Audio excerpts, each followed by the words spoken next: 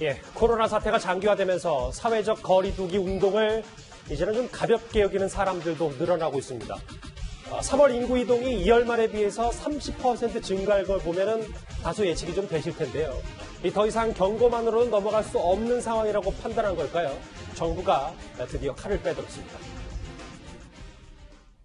집단 감염 위험이 높은 클럽 등 유흥시설에 관한 관리 강화를 추진할 예정입니다.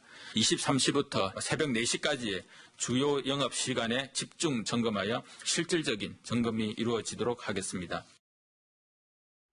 집중 점검, 이현정 의원님. 네. 오늘 정부의 발표가 좀 늦은 감이 있다고 하더라도 꽤 글쎄요 강도 높은 수준의 발표였습니다. 왜 그러냐면요. 일본이 저렇게 확산된 가장 큰 원인 중에 하나가 바로 술집에 있습니다. 그러니까 술집의 영업이 계속됨으로 해서 예. 술집을 통해서 굉장히 확산세가 있었거든요. 그러니까 지금 우리 정부도 마찬가지지만 지금 술집들이 처음에는 이렇게 참여하는 척 하다가 이제 점점 문을 열고 있어요. 더군다나 클럽 같은 경우는 갑자기 밤에 우리 문 엽니다 라고 문자를 보내서 지금 젊은이들이 다 모여들어서 어떤 면에서 보면 이 클럽이라는 게 또 술집이라는 데가 사실 이 코로나가 확산되는 가장 최적의 장소입니다. 왜냐하면 밀폐되어 있죠. 또 서로 밀접해 있습니다. 또 노래나 춤 등을 통해서 비말이 상당히 나올 수가 있어요. 자, 그렇기 때문에 어떤 면에서 이것이 슈퍼 전파자일 가능성들이 굉장히 높은 거거든요. 그러니까 네. 정부 입장에서 보면 이런 데를 막지 않으면 확산세를 어떤 면에서 막을 수 없다는 판단을 한 것 같습니다. 지금 지난 주말에 우리가 채널에서 보도하고 탑10에서 이야기했지만 클럽이 문을 열었다는 이야기를 보도해 드렸지 않습니까? 그렇기 때문에 특히 젊은 층들한테 많이 확산될 수가 있거든요. 그래서 아마 우리가 2주간의 어떤 사회적 격리를 연장을 했습니다만은 이런 곳이 어떤 면에서 보면 차단되지 않으면 굉장히 확산될 가능성이 높다. 아마 그런 차원에서 굉장히 공권력을 동원하는 것 같습니다. 전병일 교수님. 네. 정부가 이렇게 칼을 빼들 수밖에 없는 이유가 이제 돌아오는 주말 있잖아요. 다가오는 주말에 지금 벚꽃도 만개했고 부활절도 있고 여러 가지 날이 풀리면서 이번 주가 어떤 사회적 방역의 최대 고비라는 전망이 많거든요. 네, 그렇습니다. 사실 우리가 이제 지난 2주 동안의 사회적 거리두기가 어느 정도 성공을 했다고 판단을 했는데 다시 이 상황이 녹록지가 않다. 예. 병원에서의 감염 그리고 또 문제는 해외 유입자들이 계속되는 증가가 지역사회 확산을 우려할 수 있는 상황이기 때문에 이 시점에서 더욱더 이 사회적 거리두기를 강화함으로써 예. 확산의 이 어떤 고리를 끊겠다라는 의지를 보여준 것이죠. 특히 20대 청년들의 경우에는 이 증상은 나타나지 않으면서 또 바이러스를 계속 유출하는 소위 말하는 조용한 전파자 역할을 할 수 있기 때문에 이들에 대해서 특별 관리를 하겠다. 그런 의지를 보여줬다고 보시면 좋을 것 같습니다. 그리고요. 이제부터는 제 오른쪽에 있는 이 얘기를 좀 해보겠습니다. 정부가 이렇게 여전히 칼을 빼들 수밖에 없는 이유, 산발적 감염이 여전합니다. 실제로 이 강남의 한 대형 유흥업소에서 여종업원이 확진 판정을 받았습니다. 장혜철 평론가님.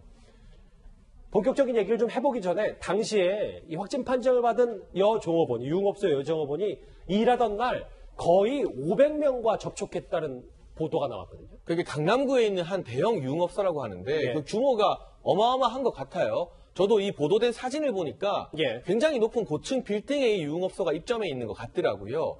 근무하는 여종업원의 숫자만 100여 명이라고 하고 이 확진된 30대 여성이 9시간 동안 근무했는데 종업원을 포함해서 그 기간 동안 이 유흥업소를 들락거린 방문자가 500여 명이 넘는다고 합니다. 그러니까 이 접촉자 일일이 찾아내서 경고를 하기에도 당국의 수고가 상당히 많이 늘어나는 상황인 거잖아요. 이 30대 여성 같은 경우는 지난 2일에 확진 판정을 받았지만 예. 27일, 28일에 일하고 그리고 이틀 뒤부터 증상이 나타났다고 합니다. 그러니까 증상 발현 이틀 전이라는 것은 상당 부분 바이러스가 많이 활성화된 상태로 감염을 퍼뜨릴 수 있는 위험성이 높다고 전문가들이 경고를 하고 있는데 그 시기에 특히 유흥업소 같은 경우는 밀폐될 공간의 확률이 높습니다. 그 밀폐된 공간에서 500여 명 넘는 사람들이 왔다 갔다 하면서 이 접촉자들 일일이 찾아내는 것도 쉽지 않아 보이는 이런 의외의 장소, 유흥시설 등에서 이 집단 감염이 만약 확산될 경우에는 터질 게 터졌다는 그런 우려를 또 살 수밖에 없고요. 지난 27일 한 가지만 더 말씀드리면 예. 정부에서 사회적 거리두기 권고했던 기간이잖아요. 그런데 이렇게 수많은 사람들이 100여 명이 넘는 종업원이 근무하는 유흥시설이 버젓이 운영이 됐다는 것 또한 참 씁쓸한 단면이 아닌가 싶습니다. 최 교수님, 저하고 화면 같이 보실게요. 그러니까 지난달 27일 오후 8시부터 오전 5시까지 이 강남의 대형 유흥업소의 여종업원이 9시간 근무를 했고 예. 확진 판정을 나중에 받았어요. 500명 접촉. 그런데 네. 이게 지금 확진 판정을 업소 측에서 아는 게 대단히 이틀 뒤에 뒤늦게 알려져서 이게 또 큰 논란이죠. 그렇습니다. 말씀하신 이틀 뒤에야 그 사실을 알게 됐어요. 그것도 논란이 되고 또 하나는 문제가 된 건 뭐냐면 예. 이 여성이 정호번이 다녔던 동선 안에 해당 업소가 아예 포함이 안 돼 있어요, 지금. 그러니까 강남구에서 이걸 알려주잖아요, SNS를 통해서. 그렇죠. 그런데 그 유흥업소 자체는 이 동선에 포함이 안 돼 있었다는 거예요. 근데 여기서 9시간 근무를 했잖아요. 500명을 접촉을 하고. 이유가 뭔가 봤더니 예. 이게 2일날 이분이 확진 판정을 받았잖아요. 근데 증상 발현되기 이틀 전, 하루 전 동선부터 공개할 수 없다라고. 그러니까 결국은 의심이 있었던 날짜부터 동선을 공개하는 거예요. 근데 말씀한 이틀 지난 후에 알게 됐으니까 이틀 전에 이 유흥업소에 일했던 부분은 빠져 있는 거죠. 그렇죠. 근데 이게 바뀌었습니다. 3일부터 조치가 바뀌었는데 어떻게 바뀌었냐면 네. 이제 무증상 감염, 아까 장희천 평론가 이제 무증상 감염이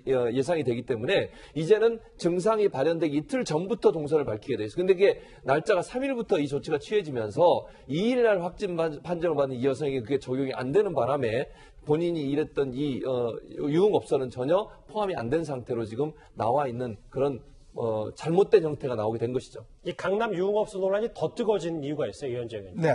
화면을 보시면 일본에 다녀온 30대 아이돌 출신의 이 남성과 이 여종업원이 접촉을 했다는 사실이 알려졌는데 이게 지금 어느 정도 사실관계가 파악이 된 겁니까? 그러니까 지금 이제 이 여성 같은 경우에 이 어디서 그러면 감염이 됐는가를 추적을 해보니까요. 예. 지금 이 어떤 남성한테서 이제 감염이 됐는데 이 남성 같은 경우는 이제 밴드 출신이라고 합니다. 이 밴드 출신의 이 남성 같은 경우는 지난달 26일 날 바로 이제 이 접촉이 있었는데 문제는 그 이전에 일본을 다녀왔다 그래요. 그러니까 일본에 다녀오면서 일본에서 24일 날 귀국을 했는데 네. 그때부터 조금 발열과 기침 증상이 있다는 거죠. 그러니까 이제 26일 날 접촉을 하고 어떤 면에서 보면 이 여성호번 같은 경우는 그때 이제 아마 감염이 됐을 가능성이 높습니다. 그렇죠. 그리고 또 이 여성호번이 같이 살고 있는 한 룸메이트도 지금 감염이 됐거든요. 그러면 이 중간에 지금 아까 보셨지 한 500명 정도가 이제 왔다 갔다 하는 거 아니겠습니까? 우리가 그동안 쭉 이 상태를 점검해 보면 예. 이 코로나19 같은 경우는 감염이 되고 난 다음에 며칠 동안이 가장 많은 바이러스와 또 무증상 감염을 일으키는 걸로 우리가 알려지고 있지 않습니까? 예. 그리고 또 이 장소가 지금 화면에 나와 보시면 이게 지하입니다. 자, 지하 같은 경우는 이게 어떤 공기순환도 제대로 되지 않고 굉장히 방방이 되어 있는 거거든요. 그렇죠. 그러면 이게 뭐 환기시설도 없고 굉장히 밀접한 상황이고 또 이런 유흥점 같은 경우는 대부분 노래나든지 이런 것들을 하는 거 아니겠습니까? 또 예를 들어 술도 나눠 먹고 하고 정말 아까 제가 말씀드렸듯이 정말 이 코로나19가 확산될 수 있는 최적의 환경이에요. 근데 문제는 지금 단지 그날만 됐냐는 것이거든요. 문제는 이 여종어머니 감염되고 난 다음부터 며칠 동안 영업을 했을 거 아니겠습니까? 그러면 거기에 또 감염된 분들이 또 다른 사람을 감염될 가능성이 있는 것이기 때문에 저는 이 상황이 정말 녹록지 않아 보입니다. 전병일 교수님 조금 이 강남 유흥업소 이 코로나 번진 거 좀 정리를 해봐야 될 것 같은데 물론 네. 지금 확진자가 단 2명밖에 나오진 않았는데 이 유흥업소의 특성상 이 접촉한 500명을 다 전수조사하는 게 쉽지만은 않을 거잖아요. 이게 지금 그게 제일 걱정이거든요, 저는. 네, 일단 그 방역 당국은 그 같은 장소에 있었던 분들에 대한 신원을 조속히 파악을 하고 예. 그리고 그분들에 대해서 일단 자가격리 조치와 함께 또 증상 발현 여부를 관찰한 이후에 또 필요하면 이제 전수조사를 해야 되는 그런 그 상황으로 저는 보고 있습니다. 최근에 이 평택의 와인바라든지 경주의 주점에서도 이런 20명 정도의 환자들이 계속해서 발생하는 그런 사례가 있다는 점을 비춰봤을 때 이 유흥업소에서의 집단 발병 양상은 우리가 그전에 경험했던 신천지교회라든지 또는 요양병원이라든지 정신병원과 연결되는 또 다른 대규모 환자를 발생시킬 수 있는 그런 사건이 아닌가 저는 생각을 하고 있습니다. 아, 잠시만요. 그러니까 산발적 집단 감염의 위기가 꽤 많을 수 있는 이 유흥업소의 특성 그리고 꽤 많은 사람 접촉 이걸 말씀하시는 겁니다. 네, 그렇습니다. 예. 사실상 그 평택 와인바의 경우에도 16명의 확진 환자가 발생을 했습니다. 또 경주의 주점에서도 20명의 환자가 발생을 했어요. 이렇듯이 밀폐된 공간에서의 이 접촉이 있을 경우에는 그 접촉자들이 거의 대부분 다 확진 판정을 받습니다. 이 강남 유흥업소의 경우 500여 명의 밀집된 공간에서의 만남, 사실상 접촉자가 상당히 많은 그런 경우라고 볼 수 있겠습니다. 조금 전에 그 해당 강남의 대형 유흥업소 화면이 계속해서 나갔기 때문에요. 여러분들 좀 염두를 좀 잘 하셔야 되겠습니다. 정 교수님, 제가 질문 하나 더 드릴게요. 지금 이 강남의 대형 유흥업소 여저검원 말고도 이 의정부 성모병원에서 간병인이 이용했던 네. 이 철원의 목욕탕도 지금 2차 감염 우려가 있잖아요. 이거 좀 어떻게 그렇습니다. 봐야 됩니까? 일단 이 의정부 성모병원의 간병인을 활동했던 분이 그 철원에서 목욕탕을 이용했는데 그 목욕탕을 이용했던 사람 중에서 3명이 확진 판정을 받았고요.